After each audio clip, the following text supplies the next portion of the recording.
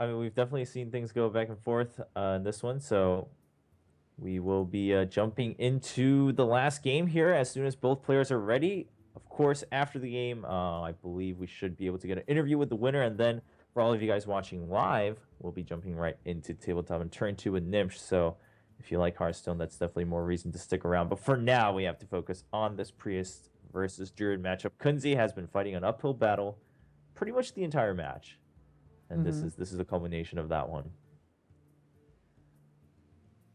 So yeah, we'll see the starting hands, and then we'll go from there. It's really dependent on the starting hands. All right. And Here's a question. Do you think that I've always been juggling this around?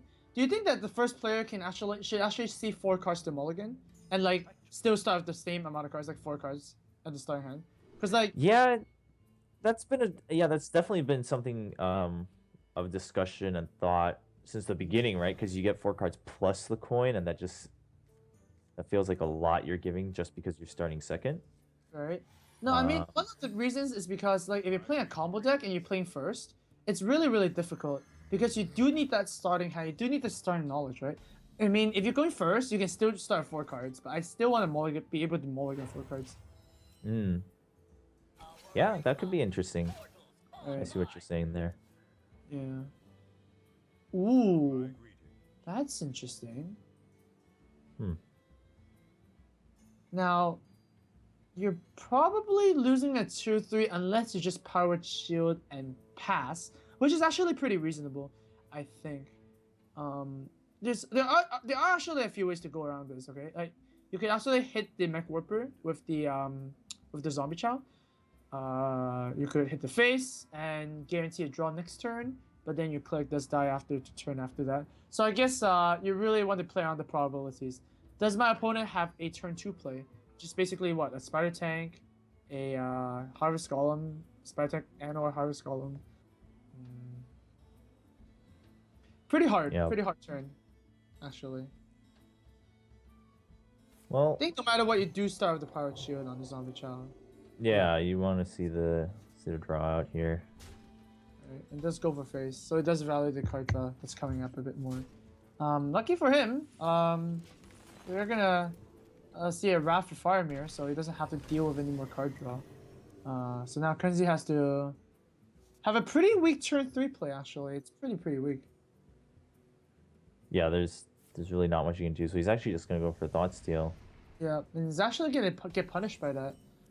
Pretty hard with the Yeti, because if he did decide to play like something like the Blade Master, uh, Faramir had to have one more turn to develop. So, Mm. um, tiny punishment there. And wow, Innervate and a Cabal Shadow Priest. Yeah, That he could be stole the great. Innervate. Yeah, I mean, Cabal Shadow Priest is pretty dead against the Druid. You actually made it good. I think, what's another play? Another play would be actually to innovate a Blade Master heal it. Okay. Personally, I'm kind of liking the Innervate Cabal. Like you said, there's not too many targets, and Mm-hmm. then you also, not only taking a body out, but you're taking out that reduced mana cost on anything Right. else that could be coming out. So, and then of course a 4/5 to go up against the 4/5 on the Yeti, I think seems pretty reasonable. Well, I mean, lucky for I don't know if it's lucky, but there are no such thing as like a turn five mechs, right? Turn five mechs usually aren't temple based because like Hmm. anti kill bot, Blingtron, those are not really temple based. But yeah, innovate the heal here. That's pretty good. It's pretty sick. All right, and gets the draw. And Vol'jin. Fortunately, not too insane. Faramir now has to pick between Wrath or dropping a creature, and I think Wrath is pretty sweet here, especially you get a clean kill off the Blade Master. Blade Master is really the only threat that the priests have against druids, anyways. So yeah, I like to see a Wrath here, just clean enough, cleanly. Yeah. It's pretty good. So now over at Kunzi's side, it's probably gonna be a Vol'jin play. So Okay. that's yeah. Um. One of the things hmm, that's funny is because there's a lot of pro players that say Fulgent is like the top legendary or something. But I really don't think so. Like, it's really situational. You need to be able to play it around it really, really well. And wow, not using the Fulgent like that. Very interesting. Hey, he's putting a lot of value into the Vol'jin, I think, trying to look for something, like a bigger play, I guess. But Mm. and he does have the Holy Nova, so that if something else comes out, he can still clear the Yeti, and both will get a spare part. Right, but yeah, Lothar is really, really smart here. Yeah, Yep. exactly. I like that play. And looking pretty problematic for Kunzi right now. Now you definitely. I mean, I guess Vol'jin's kind of the thing to do again, right? Yeah, I mean, I don't really agree with the Spire Tank last play. Like, you're just throwing a creature out to die, so you're basically using a Spire Tank for deal 3 damage and heal 3 damage. Right? So, not really a big fan of that play. Yeah, Vol'jin definitely has to come down here. And Faramir can just extend the board. He can also go, well, it's kind of weak to Holy Nova, so I think he will trade and put, for example, the Sky Golem down. Yeah, just a little bit too weak to Holy Nova. As a Druid player, you really want to hit the face as much as you can. But that's good. Turn 7 is... Okay, yeah, that's fine. We'll see what Okay, what. And we got some assortment of cards, I guess. Yep, the BGH, the Shredder, and then a spare part there. Looks like both players got the Time Rewinder. See if anything. And Keep Up the Growth here is like the play, although Faramir is kind of deciding whether or not to lose to Pokeball. But then you don't really lose to Cabal, right? Because even if Cabal drops down, your Sky Golem will hit 2 times by then, and it's like a high main. And you know about the high main rule, right? If you hit the face, so there you go. Faramir had the Sky Golem rule. And the Holy Nova's still there with the Pyromancer to clear rather the Sky Golem. But yeah, it's always been awkward because you can't entirely clear the board of Faramir, and that's one of the big things about the Druids here. Well, yeah, I mean, you can Pyromancer and Shadow Madness here. That's pretty strong. That's actually really strong. Oh my god. That's actually insane. With the Shadow Madness, you could clear and then... Yeah. That is actually quite insane. I thought he didn't have an answer to deal with it, but then he already had Pyromancer and Nova. But now Pyromancer, Shadow Madness is a little bit more enticing. Yeah, I mean, you'll still get the Death Rattle on the Golem, but... Wow, I think Kunzi is actually stabilizing. Very nice. No, Faramir doesn't have too much to actually play in the coming turns in his hand right now. Well, we'll see what this is. It could be really bad. Like 4 drops could be really volatile. And wait, what? Did he just kill a keep up? What? Okay, I guess it's back for action. Oh man. Okay. Like I cannot be Shadow Man. But definitely not the 4 drop that Faramir. I think he's looking for something like the Yeti or something. Yeah. I mean, he can just flood the board with the Shredders here, but...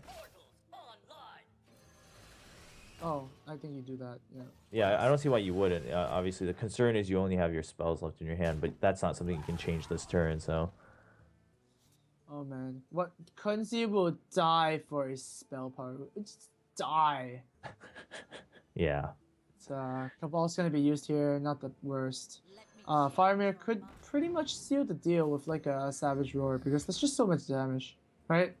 That's too much. Savage Roar, you win the game. Yeah.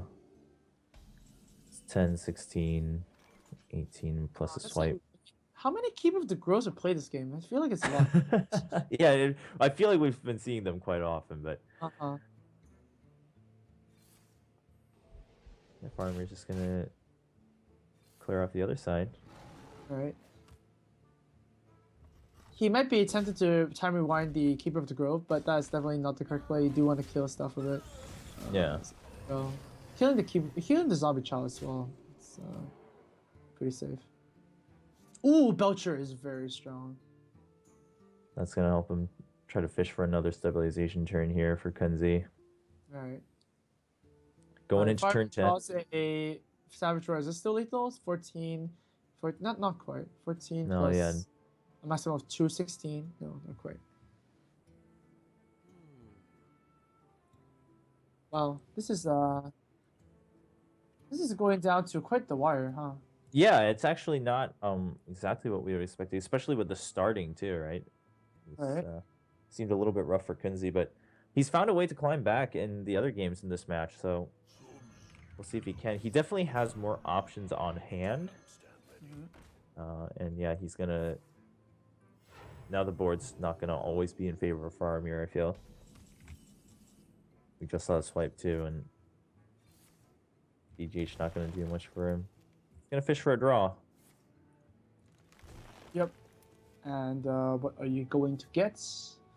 Well, that's not what you want to see.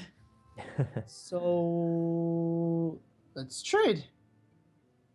Yeah, we'll see what you get. Let's make a trade. Shredder. I mean, Millhouse would be Jin. Succubus would be pretty good too. And oh, that just confuses the heck out of both players. What do you do? I think so. Faramir was really- looking at the time rewinder, so I think what he's looking to do is clear off But token and that then... doesn't make sense. Right? Huh, this is actually I Oh, think this Doomsayer is actually better for Faramir here because now yeah. Kunzi can't drop anything. And no. Oh wait. No, I would. Oh, I was gonna see the Shredder as well. Oh. Okay. Okay, that's funny. Yeah, because nothing else was on board, and Okay. we're not looking at big spells here for a Prius.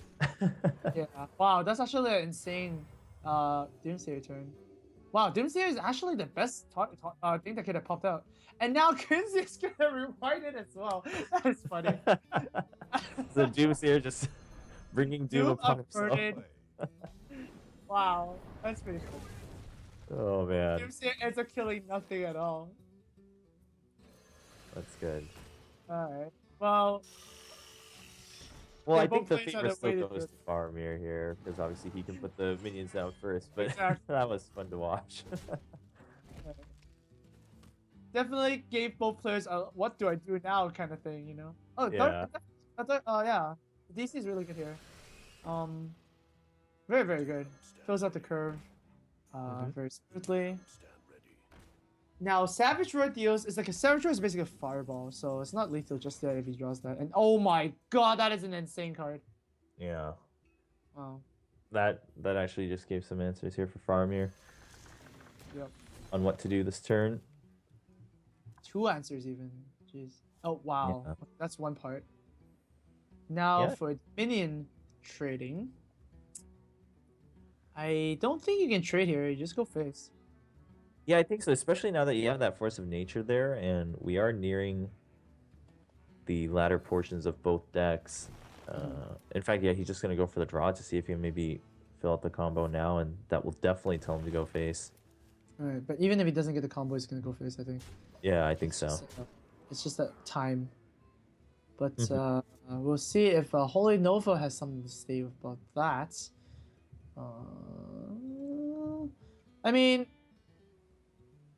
you definitely start by hitting the Dark Cultist on the Shredder, so that, so that one of them gets buffed, so that you can attack the Ancient of Lore.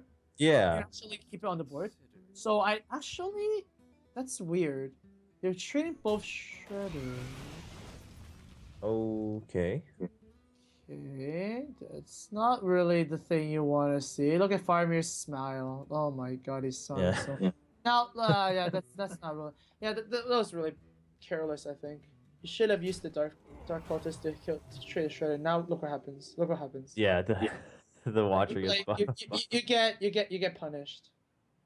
Wow, that was actually really bad. Because now, even with the Cleric, you don't get 2 draws. You could have get 2 draws, but now you only get 1. Oh no! This is disastrous.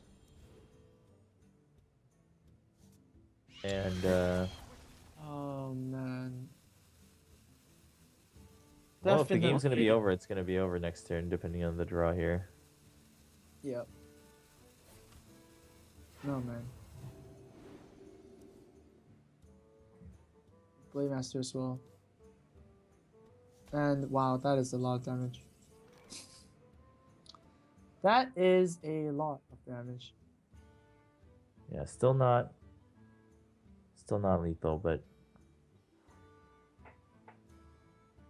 You can just go for it, I believe. because he's just gonna excuse me. Okay, just goes for the clear. This is the biggest watcher I've ever seen. It's like that's basically a Ysera, huh? That's a Ysera. Yeah. But it has like no hope to it's- do anything but sit there and look pretty. Well, I mean, as a priest deck, do you really have anything to deal with a watcher? No, just watch it. Yeah, he You watch the watcher. Man. I mean, given your health, do you holy fire here You just need to hang on? You can't hang on. You need to play creatures. Just play Blade Master and Harrison and healers, and heal whatever. Like it's just Scrim anyways. You need to play creatures. You can't win on the right? Because Holy Fire, in a sense, is like summon a Rocketeer, right? It's basically what it is, right? Summon a faceless, reckless Rocketeer, and this is not a card in any decks for a reason, because it's terminal, right? Minions have a chance to not be terminal because they can trade for 2 creatures. So Holy Fire is definitely, you know, I'm kind of dying play, especially Yeah. Holy Firing at 2/4. That's even worse. Well, at least he, still gets the Blade Master there. It's not going to die immediately, and still no Savage Roar. No. But So just I'm pretty sure we're going to see it soon. Well, I mean, I would Oh, think so. there it is. There it is. And, what can Kunzi draw? I mean, you can draw Argus from another deck. But yeah, that's pretty much it. Yeah. So just setting up to guarantee lethal next turn, which it didn't really even need the charge there with the Ancient of Lore already down, but that is going... Yeah, even with the Belcher, right? Yeah, it should be. Yeah, even with the Belcher. Well, actually, because just the no, combo it's alone has lethal. But you can't really... The Belcher is kind of weird that way, that you can't really kill nicely. But I think it's still lethal. Yeah, because you should be able to clear it with your hero and then 2 on the board, and then you'll have No, 6 hero plus 6, 3, so 12. 2. So you have 11 damage. So it's not quite lethal yet, huh? Well, with the Force of Nature and then the Savage Roar, you should Yeah, of course, be of able to course. clear but yeah. Pretty sure you don't have lethal. You're 1 damage. Oh, yeah, actually, no. All the trees can attack, huh? Yeah. So already down 10 health, so it should be.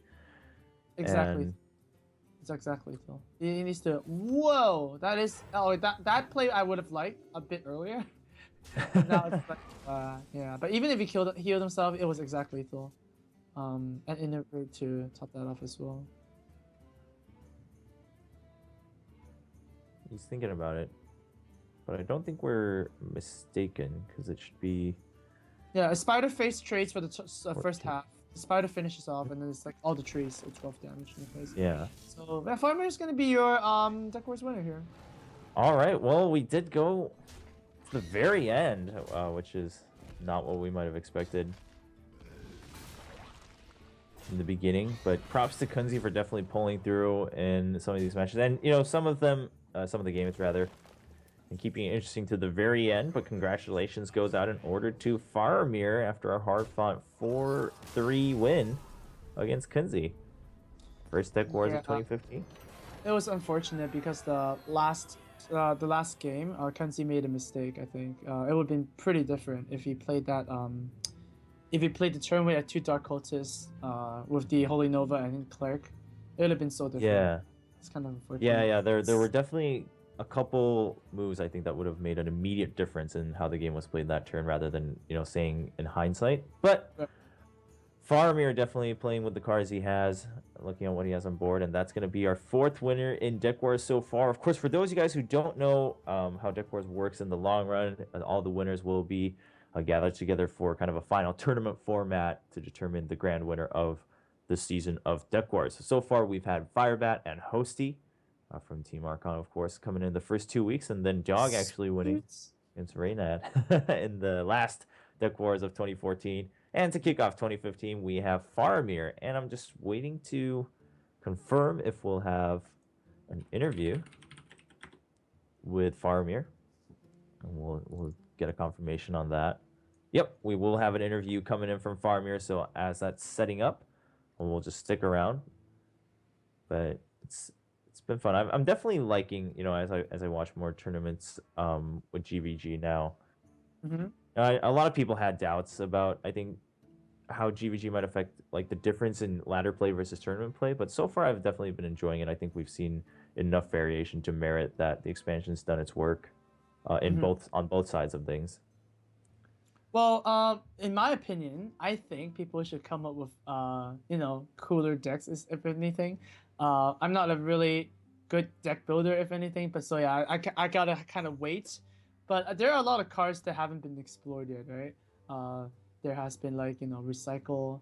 I think it's actually pretty strong. Yeah.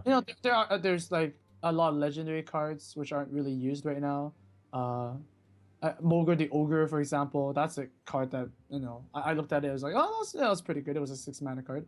So yeah, we'll have to see some new variations instead of just 1 or 2 cards. I mean, even 1 or 2 cards could switch a lot of the matchups. I still want to see something fresh. And props to Faramir for bringing the mech shaman deck that didn't win a game, but you still brought it, so that's pretty good. Yeah, that's what I love to see too. Is that especially if it's a multi-deck game or match, players willing to bring at least one that's a little bit more outside of the norm. But if it can get a win, again, it's kind of that bonus situation. But we're gonna have a quick break, giving time to Faramir to set things up, and then we'll invite him on for a winner's interview here in the 4th week of Deckwars. Don't go anywhere. Welcome back, everyone, to Deckwars Week 4, and we do already have on call our winner of this week. It's going to be Faramir from Team IRTU. So congratulations, of course, first of all, Faramir, and how's it feel to be Week 4's winner on Deckwars? Thanks, man. Feels good. It's the first time I played best of 7 in a while, so that was exciting. Brought like 1 new deck I wanted to try out in a tournament setting. Didn't quite figure out as much as I wanted to, but like the matchups that were good for the deck were already gone, so I was like figured I might as well try it out, show it on stream. So yeah, that was fun. Yeah, I mean, we were definitely kind of excited to see a new deck regardless of the result coming through. And well, yeah, and you said it's been a while since you played best of 7. Well, lucky you got to play all 7 games, going right up to that 4-3. Let's just talk about that real quick. I mean, after you got your 2 wins with the Warrior, right, you looked pretty confident. Then the way the next game played out against the Paladin, you looked a little bit just, frustrated, as anyone would be if that's how the game ended. What were you thinking then? Well, I started out really strong with the Warrior. Like, I won the mirror match. Yeah, I got like kind of lucky there. I had like a good brawl for me, and then his Ragnaros hit my face, and he had to use both shield slams, and yeah, that worked out quite well. I got the Grommash top deck as well, so that was pretty good. Then I had really good draw against a matchup that's normally bad for Warrior, the Druid matchup, and he had like turn 2 hero power, turn 3 hero power, so that worked out. Against Paladin, that's like a matchup that Warrior can definitely win, but not like I think Paladin has a decent shot at it as well. And he had like one drop, 2 drop master into coin quartermaster, and I only had a 5 works to answer. So I wasn't really salty or anything like that after the game. I was like, okay, I might lose this one, which was fine. I didn't really have a counter for Paladin since there is not really a hard counter right now. Priest is pretty much a class that does best against it, but Priest like sucks against everything else. And wow, it's true though. There still has to be a list that is like good against multiple matchups. Like a list with like Light Bomb and stuff that are good against control and handlock or something like that. But Not really a priestess that's good against everything. So yeah, so like then I decided to just play the shaman. No, what did I play? Oh yeah, I played shaman, right? Yeah. Which is kind of unfavored against that matchup. But when I tested the deck, it was like if they don't get a crazy start with like Zombie Chow, Shield Minibot into Master for Battle, you actually have a decent shot. And yeah, I was really close to lethal, but then he had second quality and killed my board, and yeah. And that deck doesn't play a lot of card draw, so I was kind of out of steam at that point. And yeah, I needed to draw a Doomhammer and just bash his face and kill him like in 2 turns after that, and it didn't draw it, so it didn't quite work out. Yeah, so I had to go mirror match. I ended up winning that. I had like some crazy top decks. I had like Hearthstone a full charge weapon, then like Knife Juggler and Master to counter his Master, and yeah, that was pretty good. That was a pretty good game. Yeah, as I said, like Priest counters Paladin, so like yeah, he had like insane draw that game. Like Zombie Chow and then double Northshire into like a circle or something like that, and like he went full Northshire and just like drew his whole deck, and I was sitting there, okay, I only drew like 1 extra card that game. Right on. Yeah, and Druid does what it does best, like just charge face, groups on people, pretty much. Yeah. Yeah, and that was kind of the dreaded matchup for, of course, Kunzi with the Priest, and both of you guys, I think, were trying to play around that when you were choosing your decks, and it ended up being in your favor, of course, after you got your win in the beginning. I mean, you kind of set the pace there in deck choices. And you ran us through pretty much how the games played out and what you thought of them, and so with the Shaman deck, I mean, you said you tested it out, and it can be pretty good, but is this something? I guess my question actually is a little bit broader. Is that do you think that there's still much more room for like completely new styles coming out for different classes, or do you think it's still just going to be slight tweaks in tournament settings? Well, I decided to build the Shaman list because I'm really passionate about Shamans, like my favorite class, and I wanted to see it competitive again. Wasn't really that competitive up to this point after GBG, so I was kind of sad about that. Tried to build a different list. I tried to build a deck with Neptulon and like end up doing this list because it's pretty similar to the Mech Mage that we've already seen. It's similar concept, like you replace Force Bolts with Power Mace, and you replace like your Firebolts with the Doomhammer and Fire Elementals. Pretty much they serve the same purpose, so it's like basically the same idea. Like as I try to bring out here, there are other people gonna try out to bring out other lists from other classes, and they might work out great. Like Priest is still one of the classes that can definitely like get an improvement on deck lists. Shaman as well. So I definitely think that we can see other types of decks. Might like Paladin is like really strong mid range right now, but I still think there could be like another Paladin variation, like more late game focus or something like that. So yeah, Demolog is like one of the decks that people are still trying to build as well. So yeah, there are definitely a lot of things that can still happen after GVG. Yeah. All right. Well, what about you, Amaz? Do you have any questions for Faramir? Oh no, I mean all the games there was just really swingy. We saw that it's like one person takes the lead and just rides it forever. I guess one of the main questions is like about the shaman deck, right? I mean, I kind of had a shaman list before, and it's kind of the same concepts, but the draw power is like really bad. Like how much draw do you have in that deck, anyways? I think I have no card on the deck. Wow. Mage plays Drakes, right? I think that's the only card on the deck, and they try to make up with it for either a strong start or just curving out really well with 2 into 3 into 4 into like Lothab and then like a good 6-drop, something like that. So that was the. It's more like you don't try to get card advantage to card draw, rather through strong minions, and then finish him with your Doomhammer or like Power Mace. Like I play the Whirling Zepomatic, the 3/2 with Wind Fury, and I can actually, if it goes uncontested for 1 turn, it can just like win you the game like instantly. It's basically Alakir for 2 mana if you get off, and that's like you have Flame Tongue, you have like that deck plays 2 Flame Tongues, plays 2 Rock Biters, and plays Power Mace. Power Mace can also buff it. Like you can play it, kill your Power Mace, and then it's a 5/4 instantly, and that like gives it a higher chance of staying on the board for a turn. Yeah. So yeah, there are a It lot of definitely seems to be a very inconsistent deck, I guess, right now. yeah, like it definitely can fall to like your bad draw or just if you don't draw your cards in the right order.